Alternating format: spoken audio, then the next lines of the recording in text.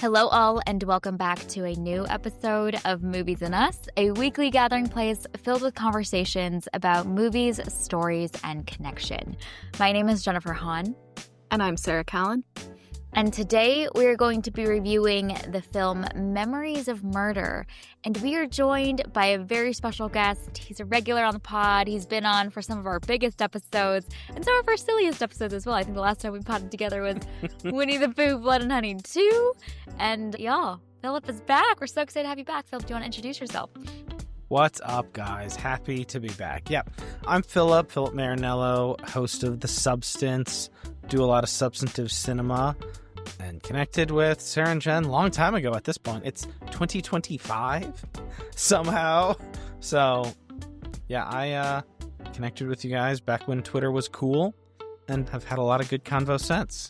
Happy to be back. And Jen, not to ambush you here on your show, but was DMing with Sarah. We did Winnie the Pooh, Blood and Honey 2.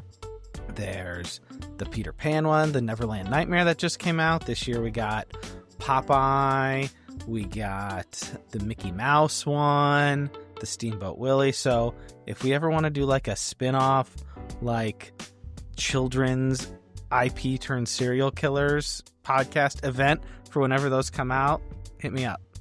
Yeah, let's ruin everybody's childhoods. I love it. We'll collectively do it together. We can come up with a clever title and only have to do the work of recording when those movies come out. That would be so fun. I will say I did watch, I think I talked to Sarah about it. I did watch the Ebenezer Scrooge one. It was very bad, but also not actually Ebenezer Scrooge. It was about like college friends who one of their friends in college like died on Christmas, like while they were putting on a play of Scrooge, and then so many years later someone in a Scrooge mask is killing everybody. So not actually Ebenezer Scrooge. So it was very bad, but due to the actual premise of like that was actually Winnie the Pooh and Tigger in those movies. So I don't think we can count that very bad Scrooge one. It was Ebenezer Scrooge inspired versus we got Pooh killing people in our we movies. got Popeye coming soon. Yeah, Peter Pan just came out. Bambi's coming this year. Dude, I think we have a hit podcast on our hands. The Bambi one, we've got to do the Bambi one, y'all. Mm-hmm. That is a must. I'm so excited about the Bambi one. I'm here for this. Let's go, my email. Let's do it. Oh, I love it. I love it. We've got quite some range. I think our first episode that we ever did together was Barbie, which is fabulous and amazing. I think so. After that, we did Killer of the Flower Moon, another banger. And then we've covered a bunch since, but we're back with some Bong Joon Ho, which will be really fun. So, Sarah, do you want to kick us off with an IMDb summary for Memories of Murder? Sure. In a small Korean province in 1986, two detectives struggle with the case of multiple young women being found raped and murdered by an unknown culprit. All right. And we also just want to give a content warning that obviously the subject matter of this film can be emotional and sensitive for a lot of folks. So please proceed with caution and take care of yourselves as you think about how to continue to navigate this episode. And we just wanted to include that as we dive into this conversation about this film. So let's do our Movies and Us tradition, our one-sentence summaries for Memories of Murder. Philip, as our guest, do you want to share yours first? So I usually do like either funny taglines or questions, but I was just so impressed with this movie. So I just went with, how was this his second movie? Yeah, man. It's wild. The man's a genius, which we now in 2025 know and see the full flourishing of all of that. But it's fascinating to see this early entry from him. Yeah. Nice. It was like, how is this his second movie? Question mark, exclamation point. Like, how? Sarah, what is your one-sentence summary for Memories of Murder? My summary is, the eyes are the windows to the crimes. Yeah. My eyes can read people. One of the great lines from this film. My one-sentence summary is, don't wear red in the rain. Mm-hmm. That's very good life advice. Life advice. Okay, well, let's dive in. We're going to share our high-level thoughts about this film. We won't spoil this movie quite yet. We're going to keep this section short. This film came out in 2003, so we're going to dive right in very soon after. But I think maybe we can quickly share too, Phil, this is your second time, maybe even more time watching this film. And for Sarah and I, this is our first time watching. So No, it's my first. Oh, okay, perfect. Sarah tapped me for this because it was in my watch list so that we could all have Love a first. it. Okay, perfect. Okay, yeah. So yeah, I'm curious both of your thoughts on how this movie landed with you.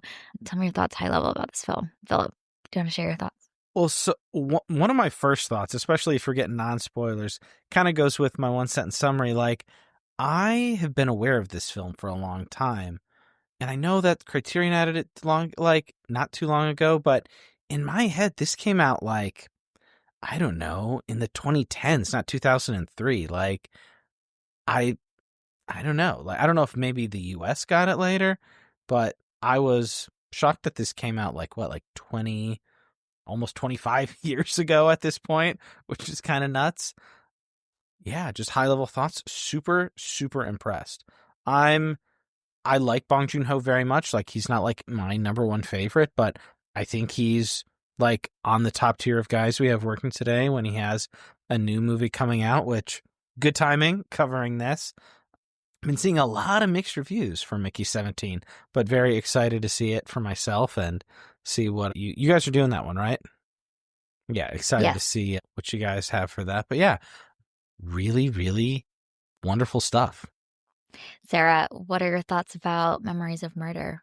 Yeah, I think this is a really interesting film, and you can see a lot of the things that like Bong Joon Ho is so good at, namely this like mixing of genres, and you see a lot of that in this film, and it's so fascinating to be more familiar with his more recent work, and then you go back and you watch something like this and you can see those characteristics of who he is as a director even here.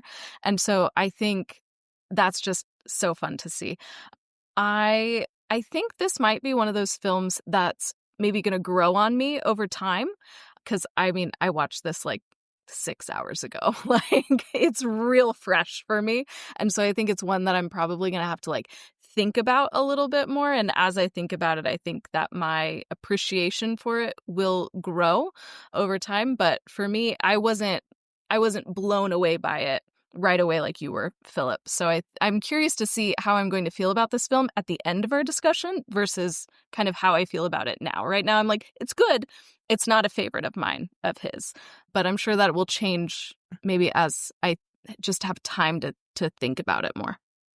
I did also have the same thought. Like, I was very impressed with it, but it's not like, oh, this is my favorite movie of all time or necessarily even my favorite movie of his. But one of the very strong thoughts I had when it was over was like, I'm really excited to like have this one grow on me. Yeah. Like, without spoiling anything, like, because it's based on a true story and it sticks to that, much like Zodiac, it's not a traditional, here are the tropes, here are the clues, it's wrapped up, here's everything like in a nice traditional like narrative bow. Like, so because of that, I was like, I can't wait to continue to watch this over the years. And I actually kind of want to. Like, there's definitely unpleasantness, but I don't know if you've seen Cure, but I watched that somewhat recently. That is not one. That's another Korean crime movie that I am not in a rush to revisit, but because of all the different tones and all the different people doing really good work like I am, I'm very excited to grow with this one. Yeah, I think that the thought of this growing is quite accurate. I think for me, this is a film that I hated my viewing experience of, but I can appreciate on a like intellectual level, and the text is so rich that it was wonderful to dive into all of the dimensions that are woven into here. It's amazing how much he's packed into this like 2 hour and 7 minute long film, and so many thematic dynamics and a lot of larger commentary, it feels like, around the state of society and of the nation, and kind of these dynamics between the urban and the rural. All of these dimensions are all somehow woven into this one film, tackling some fascinating subject matter. And so, yeah, I think this is a film that I will enjoy thinking about more than I enjoyed actually watching and experiencing. And I think that's part of the point too. There's a lot of scenes that are incredibly uncomfortable to watch and showcase a a violence and aggression that is not necessarily graphic in some in some of the things that we've seen on the big screen. It's not gory, but there's like I don't know. I think aggression is like the right word for it that keeps coming to mind, that is like so apparent and feels like it's about to be like lit at any point and ignited at any point from scene to scene. So I was thinking a lot about Goodfellas and a lot of like Mean Streets with watching this film, which is a fascinating comparison. But Scorsese often integrates that same feeling of like at any moment, shit's gonna hit the fan, and we never know, and there's kind of this feeling of anxiety from that, and I feel like there was a lot of that in this film as well. So I think that's very much part of the text and important in the film. The dynamics between the genders in this film is obviously like a big exploration the film's diving into, so all of that feels very fitting, but not a fun viewing experience for sure. Yeah, no, Bong Joon Ho's a long time and very like ardent lover of Hitchcock, and yeah, you can see that on here. And it's so interesting to have all those like the tensions, and the Scorsese I don't think is inaccurate either. Like, this isn't just a procedural where a serial rapist and murderer is the only thing. Like, there is like the Institute of Policing, there is like civic life, and like civic life kind of all of Korea. Like, you have the two cops from different places. Like, there is stuff to chew on a lot, like within the traditional, like, oh, like, yeah, cops trying to catch a serial killer kind of deal. Yeah, absolutely. And I think there's such an efficiency that he has from scene to scene, where he's able to showcase a small, short conversation that like establishes or makes more complicated a dynamic between some of these characters, and then we're moving on to the next moment. And so it's just the efficiency of how much ground he covers, and the way that the relationship between the characters are so ever evolving over the course of the film and not just in a linear direction is really, really interesting, and somehow all again packed into this one film. So excited. With also a bunch of odd laughs too. Yeah. Like, there's a lot of like strange comedy in this movie. Yeah. In like it's like a biting comedy. You know what I mean? Like it is not It's very silly, dark. but it's like funny. We're like, I'm laughing because I'm uncomfortable, but also that was really funny, you know? So anyway, we see him employ that in some of his other films, and maybe in other films he leans a little bit more into the levity of it all. But this one, that is definitely one flavor, and I think a lot you can see, especially in his like in Parasite. Obviously, there's that same humor that is really quite dark. What was your guys' first Bong Joon Ho? That's a good question. I'm trying to think if I'd watched much of his work before Parasite. I'm thinking about if I watched Okja before or after Parasite. Sarah, I know we reviewed Okja. Do you remember? I must have don't been around the same remember. I time. want to say that Did I you? think I we just did got the Parasite. disc for that, and I'm gonna watch that. Yeah, I think we did Parasite first, because we did Parasite kind of around when it came out, and I think we did Okja in like 2020. That's my guess. Could be wrong. 5 years ago now. That is depressing, Philip. Wow, I need to go sit in a corner for a little bit. Yeah, I think my first Bong Joon Ho movie was actually Snowpiercer. Nice. Yeah. Really good and underrated and forgotten. Yes, I need more people Really to good. watch that. Yeah. There's a new 4K that just came out. Hopefully more people will check it out. What about you, Okay. Philip? I think my first one and I'm pretty sure I saw it when it came out. Like, maybe, I don't know, like my Bong Joon Ho timeline in my head is jacked up. Yeah, no, I saw it the year it came out. I saw The Host in 2006. And I would have sworn that Memories of Murder came after. His like crazy kaiju movie that's also like very much about Korea and like the socio-political and families and all of his same stuff, but it's about this like crazy creature that's terrorizing this town, and this like deadbeat dad whose kid gets taken, and it really didn't work for me the first time I saw it, but it's a movie I love now because the tones were so weird. Like, I read all these critics who I love. Golly, next year that will be 20 years ago. It will be. Oh, man. Back when I was in high school, 20 years ago. I remember all these critics who I loved were like, oh, this like sensation. Like, it's one of the best creature, like instantly, like it's up there in the conversation with the best creature features of all time. So I purpose, like back in 2006. It wasn't the easiest to see, but like I found it, I saw it, and I was like, huh, that's kind of weird. But over the years, that has really grown on me. Yeah, I watched that for the first time. I don't remember if it was last year or the year before. It's so good. That's a great It intro. is. It's like Bong Joon Ho is like kind of like a little mischievous dude. I feel like deep down, and like just the mashing of tones sometimes like is disorienting. But as 20 years later, as hopefully a more mature film watcher, I do appreciate it much more. Which echoes a lot of what we were talking about earlier around like these films growing on us over time as they get richer. We have more capacity to process them. Yeah. Let's give a spoiler alert. So if you haven't seen Memories of a Murder, it's been over 20 years. So we're going to dive right in and go fully into this film. So what are some of the big moments or aspects of this film that were particularly notable? I can go if you want. Go ahead. I don't want to just take over, as is my sometimes instinct. So I will say, to go along with the theme of like discordant and interesting tones, like looking at police as an institution that like are not trusted by the people.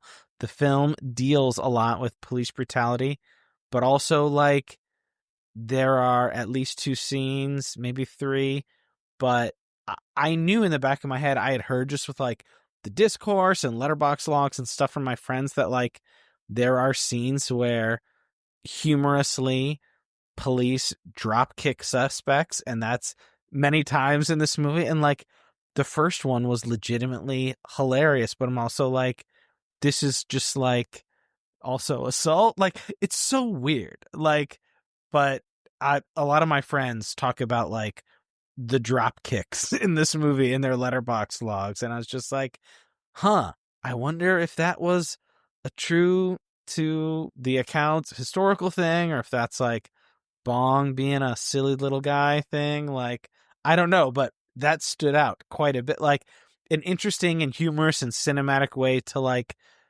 kind of look at police brutality in a way.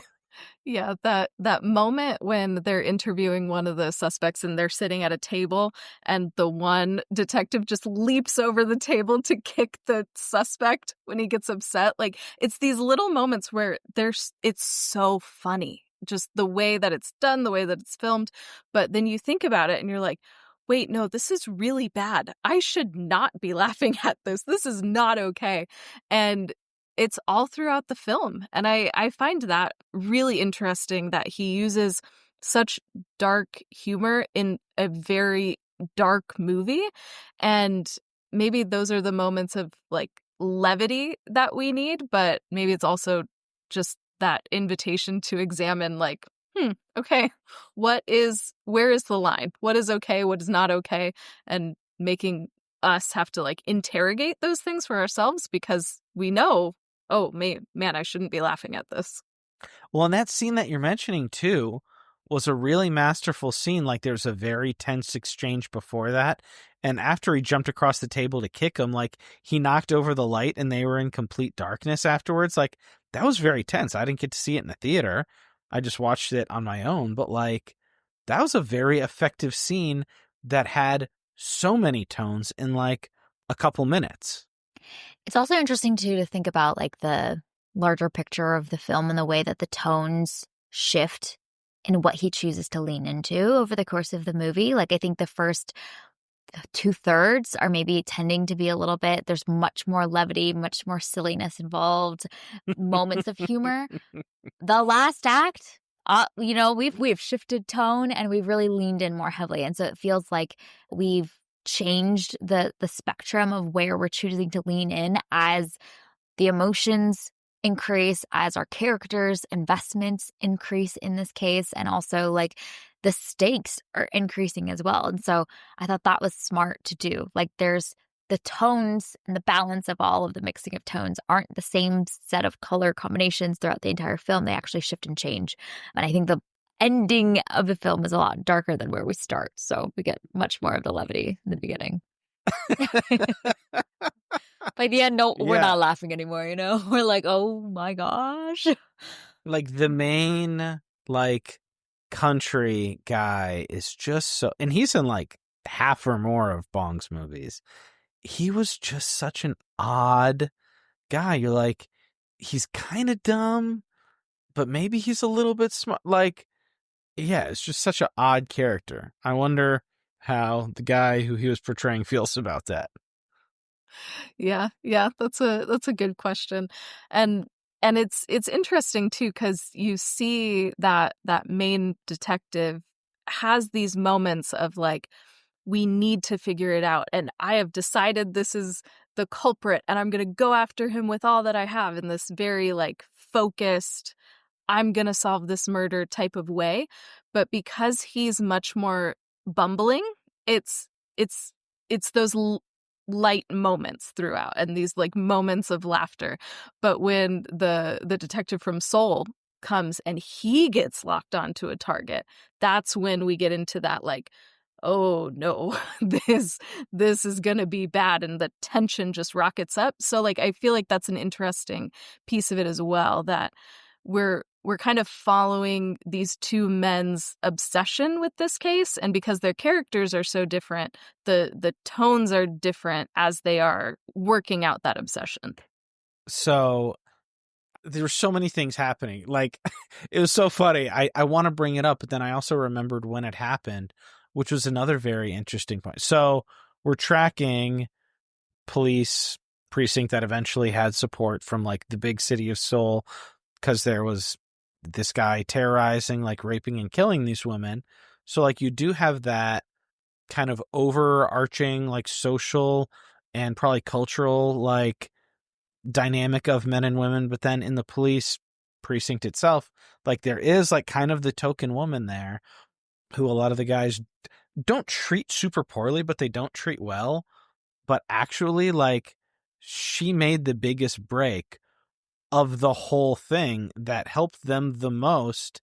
And then literally right after that, the main guy's like, hey, but what about my Baldy theory? Like, and I almost did a spit take when he's like, Baldies, what about that? Like, after they went to go track down the thing at the radio station, I almost spit. Like, that was so funny, and I was not expecting that at all. Kind of crass. I don't know if we want to explain that on your show, but I thought that was hysterical. Yeah, that's such a good example of just the humor in this, and the way that Bong Joon Ho can use humor to highlight some things like that, and the gender dynamics at play there through that just ridiculous exchange. Because, yeah, she has like the break in the case. That's literally like her own intuition paying attention, like off the clock, had a hunch, and like, and the guy from Seoul saw it right away, but the other guy's like, no, I like my theory about the the Baldies. And then the next scene was him just at the sauna, just checking out guys, and I was cackling. Then he goes home to his wife or his partner, and he's like, "My skin's about to like crack because I took so many showers." He's like grumbling about it too. He's like, "I had to pay for myself. Didn't even get it reimbursed." Oh, so good. Well, and I think that's what's an interesting like dynamic that's teed up for that character is at the beginning of the film. Like, they're kind of just, like, playing the part, Like, they're watching Inspector Chief on TV, and they're, Oh yeah. like, revering and, like, it's so cool. They look so cool. And then you see their photo shoot on the stairwell for the press, and they're all, like, holding up their fists. It feels like boys playing together and playing make-believe. Like, let's play detective together. So, there's all these, like, differing motivations that they have for even being in this profession and being in this role that I think also makes the journey that they go on later on more interesting, because they start maybe just finding this to be like a cool job that they get to do in their town, and then all of a sudden they have a real case on their hands and they're so ill-equipped and unprepared for it.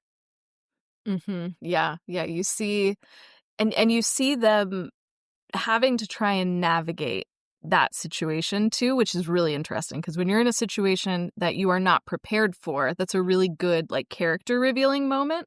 And it's fascinating how when that happens, they resort to violence, and that is their solution, is violence. And as things get more intense and as they find more bodies and as there's more pressure, all of these things, their acts of violence get more intense too. And so I think that that's a really interesting dynamic that's at play throughout, is the more violent they get, it's because of this drive to solve this case, or at least appear to solve a case or find some sort of solution to the case. And that is their tool that they know how to use, which is just, I don't know, that's an interesting way to frame this whole film. I'm thinking about like Bong's intentions. It's so masterful. Like maybe I like the movie is already kind of growing on me in my mind.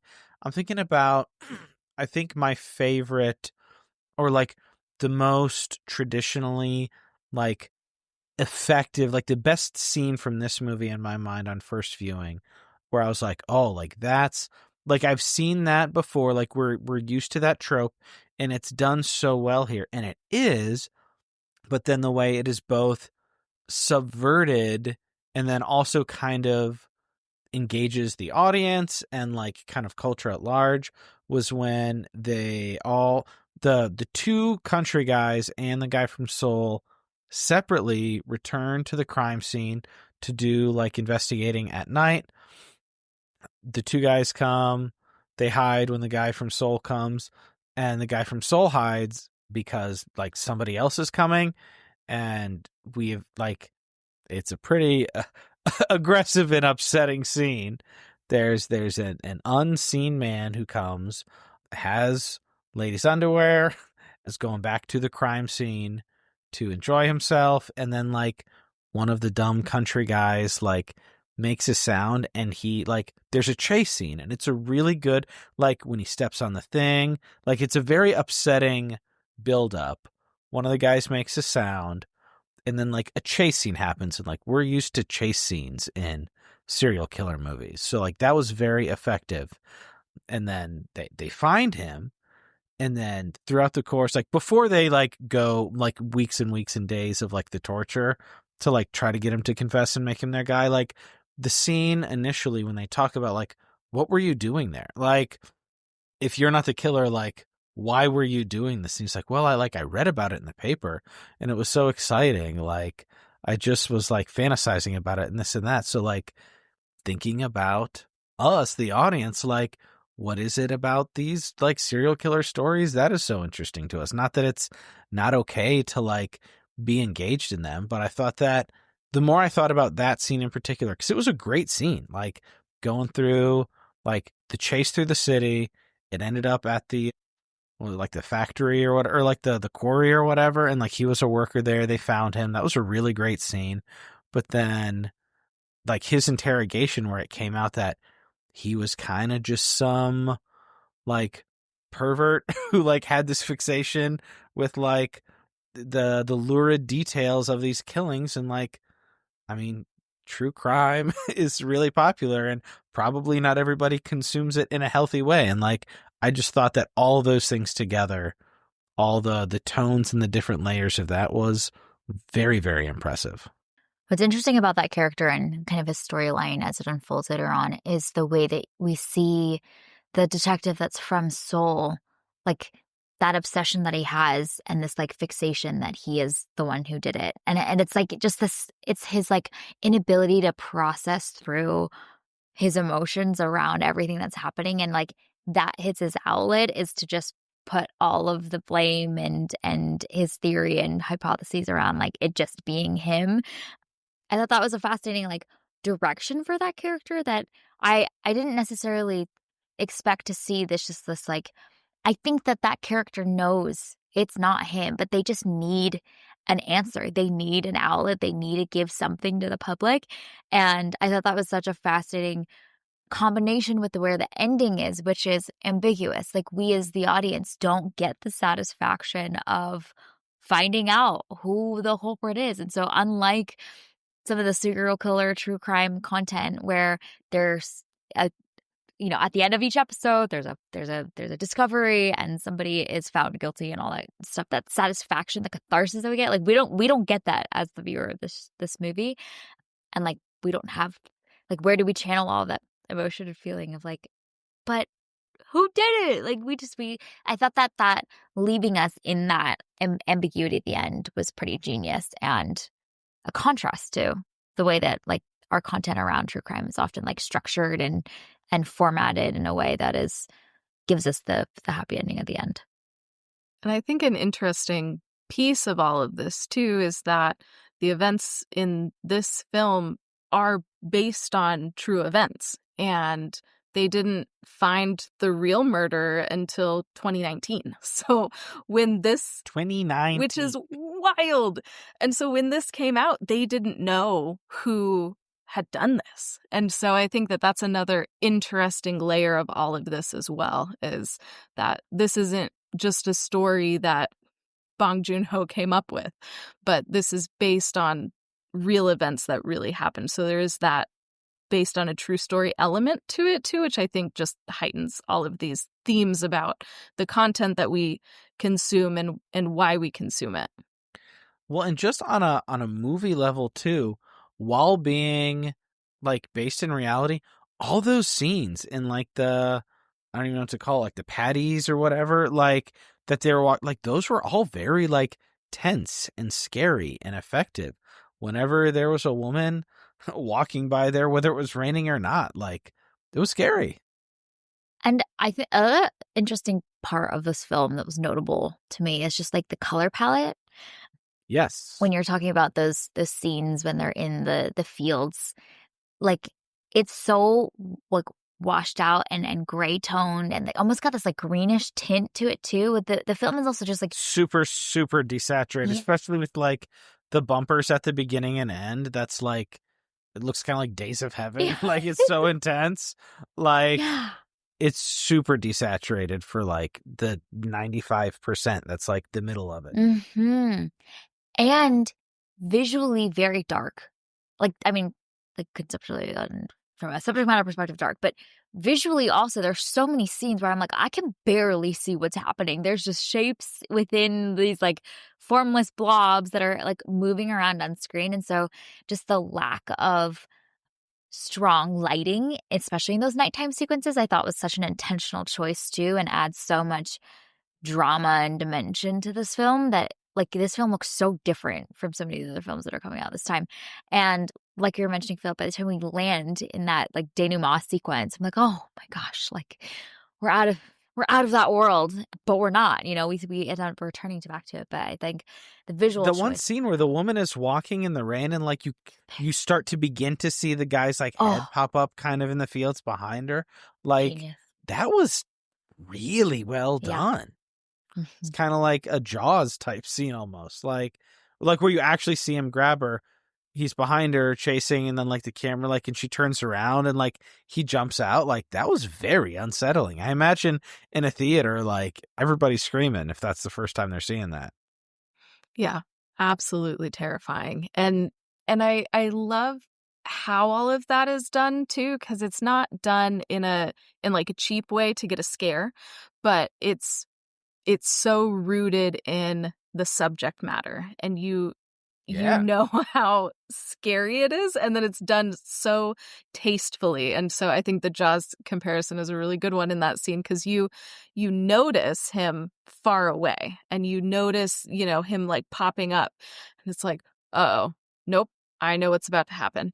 And so it's that sense of foreboding that you already had, and then you know that something is imminent, and you don't know when it's going to come, but it's going to come. And I think that moment of terror really sets up the moments when you actually see the woman being grabbed.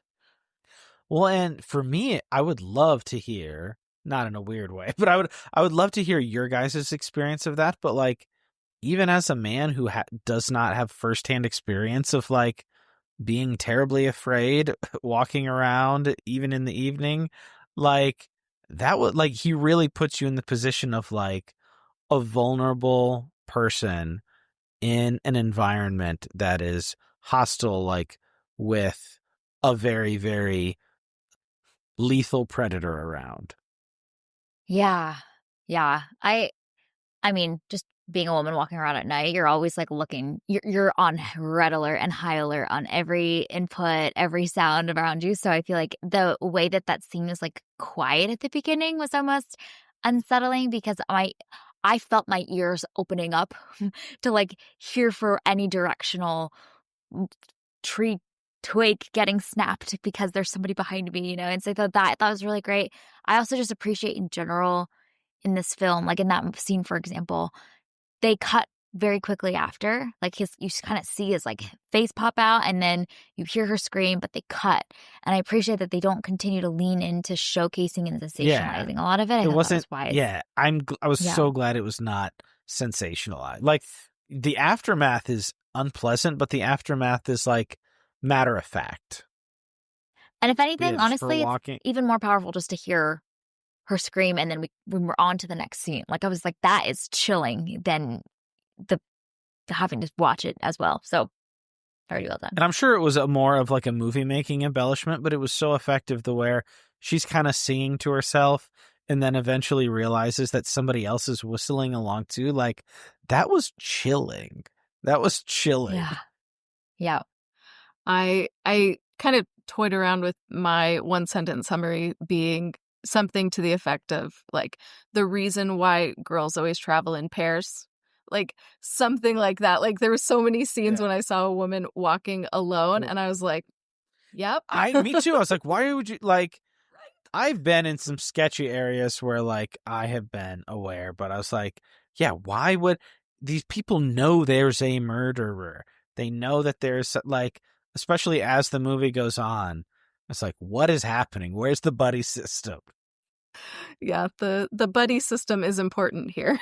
But yeah, I think all of those moments are set up so well too because we know that this case is consuming these detectives. It's consuming the media, like it's everywhere. And then you see this woman walking alone and it just creates so much terror and tension and you just want to be like, no, don't go anywhere alone. Like, can I just like hop in my car and pick you up and give you a ride somewhere safe? Like, let's get you out of this situation because you know something bad is happening.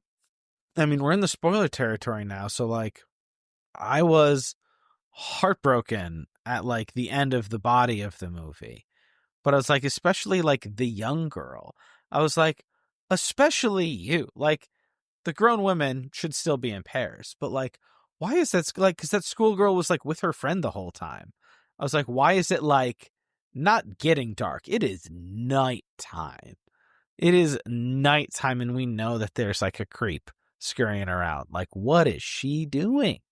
And that other lady had that sense too.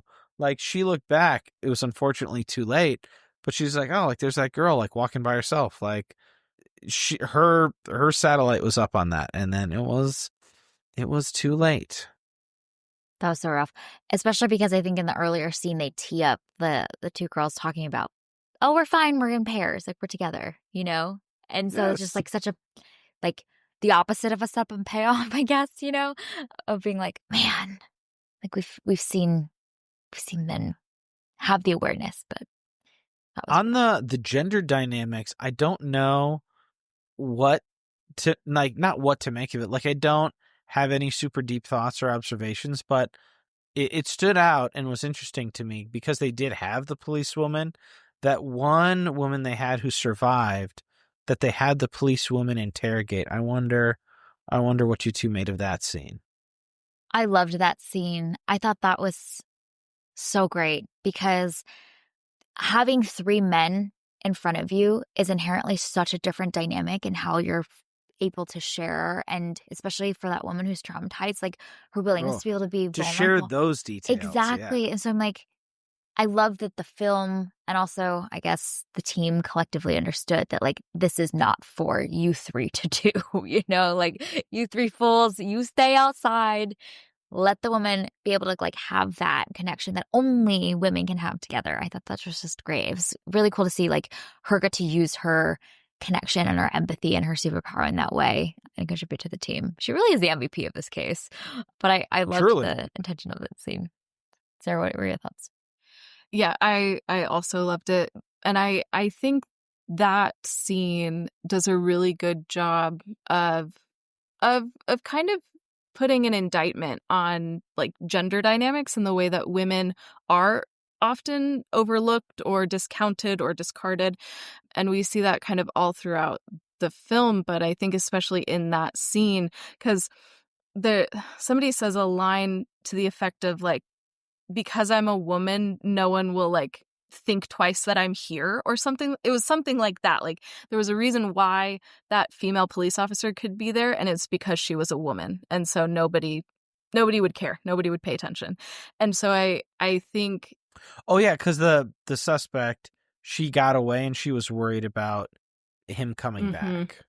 And if he saw like a bunch of policemen into like talking to her, I don't know exactly what would be the bad thing, but like that would just make her feel very uncomfortable. Yeah. So I think using the kind of like the society's overlooking of women to the advantage of potentially trying to solve this case, I thought was a really, really smart way to also frame that scene. And I didn't think about this till right now. Like the hierarchical society and what's valued, it's very tragic, and I'm guessing it kind of went along with the details of the actual case. They realize I think a lot of time passes in this movie, and I'm perfectly happy that we didn't get like 1982, 1984, 1985, like, but clearly time was passing at various points. But towards the end of the movie, the 2/3 detectives realize that a detail from probably at that point in the movie a long time ago meant a lot more than they realized. And the reason they didn't realize it was because guy who was of somewhat diminished mental capacity was saying it. And then they're like, wait a second. Like, this is like, they didn't realize, I mean, we're in the spoil territory, that like, oh, they had an eyewitness the whole time and they didn't realize it. One, because he's of diminished capacity, so they didn't look at him. But then two, like the tunnel vision of we have to close this case, and then the ensuing police brutality. Like, he said what they wanted to say, but they didn't think for a second, like, hey, wait a second. Like, we know that this is not the guy, but then based on everything he said, he knows way more than he should. Like, why? And then they're like, oh no, this guy saw it. He saw one of these killings, or at least one of the assaults, and they didn't realize it until it was too late. And that was a wildly upsetting scene. Like, do we think that he stepped in front of the train on purpose or didn't realize it? Well, that's a good question. I've read it. My gut reaction was that he didn't realize. And so because of all of the terror that they've already caused this poor man over the course of the film, like obviously they're coming at him. If I were him, I would run too. You know what I mean? And so just like the cost. Yeah, they were they were like we need to talk to you. And like after basically torturing him, probably at that point a couple years ago, but like they tortured this man. They separated him from his father, who's his guardian, who like he has special needs, like, and he was terrified. Yeah, I also read that as like it was the cop's fault because of all the cumulative baggage of everything. Yeah, it's the ultimate tragic ending for this character that didn't deserve any of this. And I think because he was tortured and because he has diminished capacity, all of those things just collide together to make that death just, oh man, it feels like a stab in the heart. Like, it's just and so he maybe tragic. Could have like helped them solve it way Yeah. before 2019, perhaps. Yeah. Like, if he was a true eyewitness, which it sounds like he was, like, maybe it wouldn't have taken so long. Yeah, which then it goes back to like this film being such an indictment on the systems that and the like personalities and dynamics that are part of them, which is that like they had something that could have been so valuable to them had they just like treated him and listened to him like a human being, but instead they were like, how can we use this person to just accomplish our goals, to get something, get an answer out there, satisfy the public, get our flowers, get our glory, and then go home and feel good about ourselves. You know what I mean? Like they were blinded by their obsession with that at the beginning, and the tunnel vision, I think you called it, Philip. So that they just had no capacity to see that this could have been really valuable for them because they couldn't stop to listen. Just barreling forward. Yeah. That was a really tragic ending of that arc. Yeah. Yeah.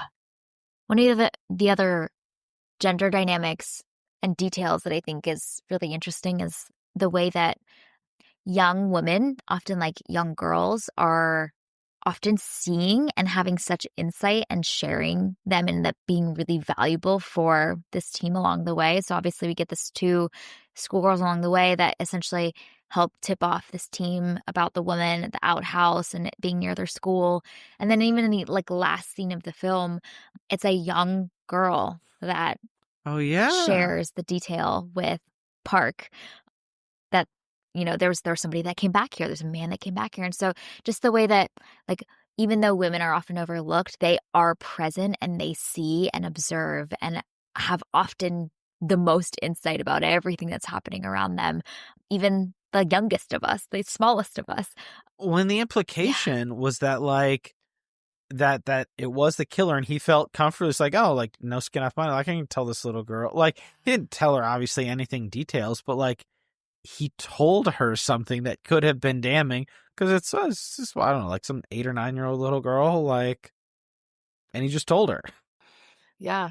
Non-threatening, just, oh, hey, I can tell this to you. But I think it's also just an interesting thing to think about too, because that constant need to constantly be paying attention is you got to be aware, and the fact that we don't have a society where women can just not pay attention and just go about their lives. And no, we always have to be watching. We always have to be paying attention.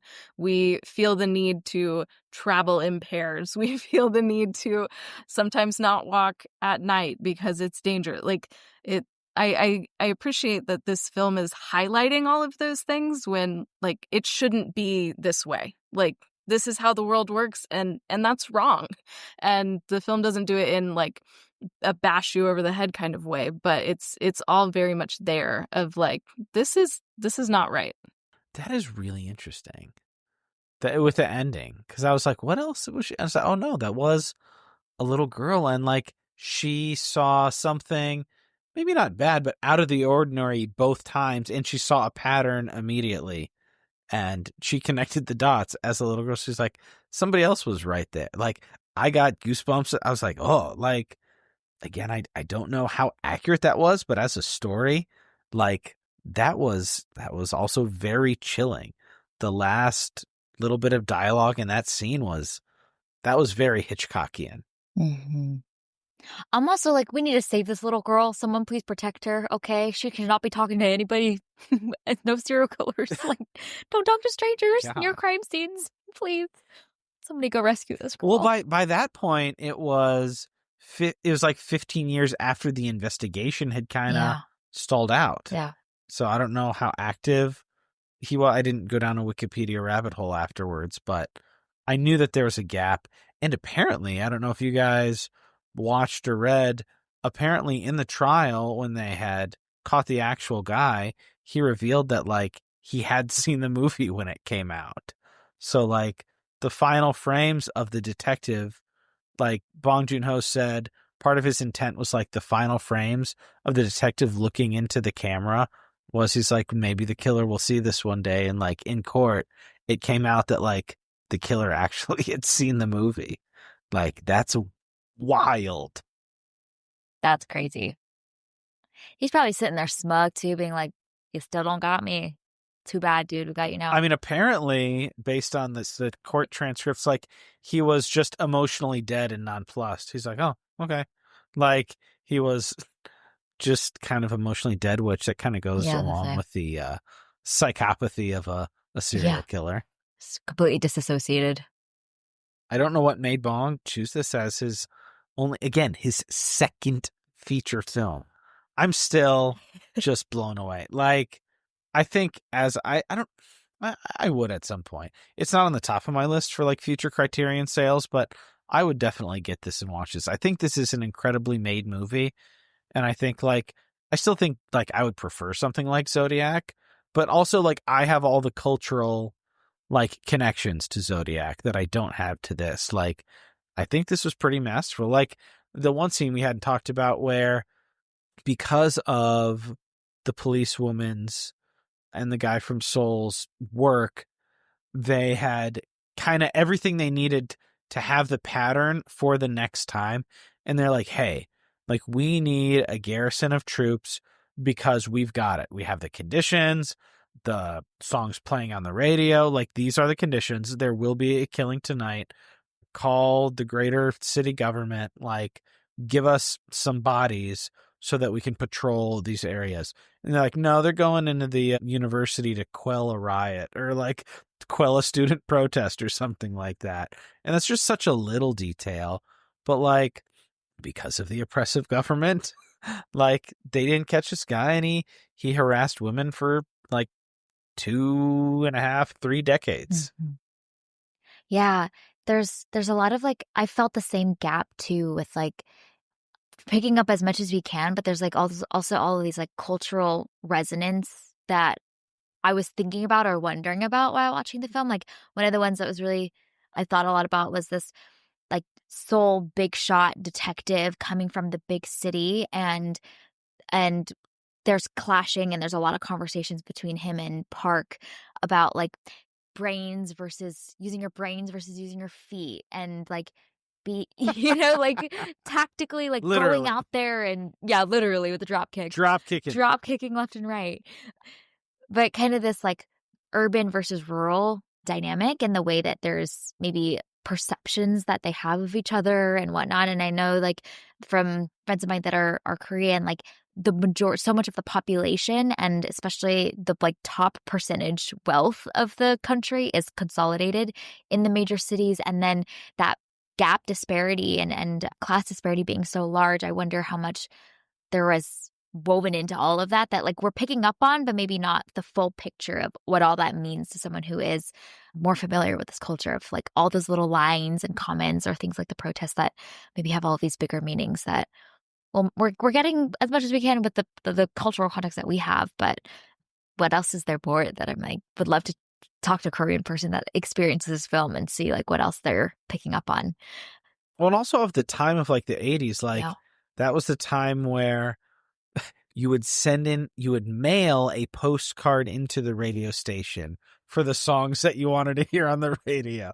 That's a throwback right there. Yeah. All right. Any other last big thoughts about Memories of Murder before we wrap? Time has flown. Oh, very good movie. Mm-hmm. One of the things that I thought was just really interesting is, obviously there's a ton of violence throughout, and you see the way that some of these like police officers have kind of internalized that and violence is just normal in what you do. There was a couple of instances that I thought were funny, but also so toxic. And I was like, this is not how we should be thinking about things. So there's one where I think it's Park, but I could be wrong. But one of the police officers say, "I beat you because I care for you." And I was like, no, that is so toxic. Like, no, that is not okay. We do not do that. It's almost like, like a joke of like a toxic person. Right? But he said it so genuine. Yes. And then the other one that I thought was just another like really over the top moment is after the one cop jumps over the table to beat up the suspect, and then the boss brings him into a stairwell and berates him for using violence, but then like kind of beats him up too and pushes him down the stairs as well. Yeah, literally kicks him down the stairs. Right. I'm like, you're telling him to not be violent and violence is bad, and you teach him that lesson through violence. Like, this is this isn't how we do It's like, this. this is why we're being investigated. This is why the papers and the people don't trust us. Kicks him down the stairs. So I was like, yikes. So both of those moments and he probably felt, oh, I had that coming. And it's like, right? I mean, that's not really, is that how we should be? Right. And those moments are moments of levity, kind of. But I think they also just point to the way that it's just so ingrained in them. Like, this is just how you do things. This is just the normal course of business. And I found that to be really jarring. And I appreciate the way that those things kind of come up throughout the film, and you learn a little bit more about the causes and their like decisions to do violence, basically. Yeah. And I love how, as each of them are getting more emotional over the course of the film, they just become more violent. You know what I mean? Like, by the end of the film, like this soul detective, like, it's just like, let's just kill him because I don't know, I'm feeling upset and I don't know what to do and I don't know how to process my feelings. He lost his oh, whole. I'm like, this is not how we deal with it. He lost all of his humanity. Like, in his whole thing, like, his thing was like, the facts are the facts. That's what we're gonna go by. And then he got the DNA test he didn't like, so he threw it out the window. And then he was about to shoot this guy in the head. If the villager guy didn't stop him, like, it was the cycles of violence and just human evil. Like, yeah, it's a lot, but it was very, very well done on all levels. Mm-hmm. Mm-hmm. Do you like it a little bit more, Jen? I never want to watch this movie again. I'm not gonna lie. Then maybe I would say don't watch Cure. Like, this is not that I'd be raring to watch this again, but I thought it was so well done.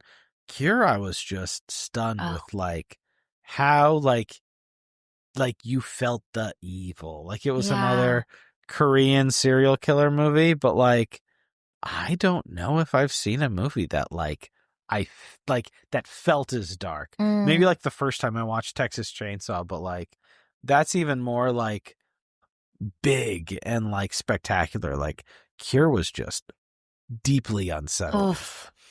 Yeah. I don't know if I will survive this experience. Honestly, like, it's tough because in my brain, I'm like, I know this is the point, but just like even hearing all of these like detectives talk about women just like in the village and like objectifying all of them, I'm just like shriveling inside. But I'm like, I know that's the point of the film. That's what's looking to indict and depict, but I just hated every bit of it. So I couldn't root for any of these characters, not gonna lie. So frustrated with all of them. But here we are. Yeah. Sarah, do you like this film a little bit more now that we've had this conversation? Has it grown on you? Do we have a fresh new leaf that has sprouted? It's a good question, because I like thinking about the things that the film is trying to get us to think about. And I like, like dissecting all of the technical things, and because there's a lot of good here and it's a very well-made film. But I think, like you, I just did not have a fun time watching it. And I don't know, I'm a little torn. I could maybe watch this again, though. Like, I don't think I'm as turned off to watching it, but like, I would need some time. I would need probably in a couple years, we might be ready to revisit this again, because I think there's so much depth there. And I know that there's a ton that I missed that I would be able to glean more a second go around. And so that's really interesting to me, because it is so meaty and he explores so many different themes, and there's so many ideas in here that I would really, I'm intrigued by. So I don't know. Give me a few years. We might revisit it again. We'll see. We'll see how we feel. I just looked at Letterboxd. It is the 47th highest, like, cumulatively rated movie on Letterboxd, which is nuts. Wow. That feels way too high. I thought it was a very, like, well-made movie, but also Letterboxd says love Bong. But 47? That's nuts. That's wild. Just going to see what's underneath it and then shake my head. Yeah, no, it's okay. Yeah, it's what it is. But it's very good. I can see why people give it 4 and 5 You know what? Give it stars. 20 years. Maybe we're going to be like super fans of this film. Also being like, why is it 47? It should be 42. 2. You know? Silence of the Lambs is 107, so that's a Okay. bit Yeah. of a- Oh, yeah, no. This is wrong. We have some questions. But I can see how the letterbox is a self-selecting community of people that is a big fan of. Sure. Yeah, that... And you give your favorite. Yeah, like Parasite is number 9 on this list. Oh my gosh. What other? Parasite was 1 for a long time, but then they like rank voted. Like they added some sort of things to have like to help sort for like older movies. I'm sure it was like metrics, like because obviously like new movies, like everybody saw Barbie and Oppenheimer, and those would shoot up to 1 if they didn't have some sort of caveat in their algorithm. I'm glad that I'm not smart enough to figure that out, but yeah, it's like longevity. But people are watching movies. Yeah. I'm like whenever, I love all the young kids who heard about Bong Joon Ho for Parasite and now watch international movies. Like it's all good for cinema. Yeah. Very good. Any other last big thoughts before we wrap? Did we hit most of our big ones? I think we did good. Excited for Mickey 17? Yes. I'm very excited for that one. Very curious. The mixed reviews is fascinating. I'm getting so many mixed reviews on my feed of the people I follow. Yeah. We'll be curious to your thoughts about that one, Philip, when you get a chance to watch. It'll be good. Keep us posted. Will do. All right. Well, this is our review discussion of Memories of Murder from 2003. You can find it available to stream on a host of different platforms. The one that I think I watched it on was Tubi, but I think it's available on a bunch of other. Nice. Tubi. Really. Yeah. It's available on a bunch of places. So thank you for listening to this week's episode of Movies and Us. A big thank you to you, Philip, for being back and joining us again for something a little different than Winnie the Pooh, Blood and Honey. You know, we're here for different little types bit more of horror, serious, slightly. Well, Philip, where can people find more of you, your content, your perspectives, all that goodness on the interwebs? As far as the work, you can find me over at The Substance podcast. It's just called The Substance if you're looking on Apple, Spotify, Google, whatever podcatchers you all use now. And then on the socials at The Substance Pod. Most active on Instagram. I'm personally on Blue Sky. Social media is kind of in a toss-up right now, but Instagram at The Substance Pod, where you find it most. Our most recent episode as of recording had a New York Times film critic, Alyssa Wilkinson, talk about her new book on Joan Didion. Recently also had crime writer Megan Abbott talking about Bringing Out the Dead, and The Flop House's Dan McCoy talking Steve Zissou. So have some pretty cool guests over at that show. And I do promise I had a wonderful conversation with Sarah and Jen on Kogonada's Columbus. That will be coming soon. But got a lot of cool stuff in the can and some pretty awesome guests coming up for that. We will include all of that goodness, links to be able to find and follow more of Philip in our show notes. So make sure to check it out. He does an amazing job curating awesome guests and really meaty content, which is really, really rich. So we recommend checking it out. All right. Well, our name, Movies and Us, sums it up. We're all about movies and the powerful ways we can stay connected with each other and the world around us. This podcast is about all of us and our shared stories, so everyone is welcome here. And we're so glad you spent time with us as we covered some early Bong work. His second film ever, as Philip is joyously basking in. You can subscribe to this podcast on Spotify, Apple Podcasts, or wherever you tune to your favorite shows. Drop us a rating and review, letting us know your thoughts about Memories of Murder. You can connect with us on Instagram, Threads, and Blue Sky at Movies and Us Pod, or email us at moviesandUsPod@gmail.com. We will be back very soon to discuss a different type of horror film, The Witch. Some Robert Eggers. Ooh, it's gonna be great. Nice. Yeah, we have a great guest for that, which will be a really great time. Excited for that one. We hope you all have an amazing week, and we'll talk again with y'all very soon.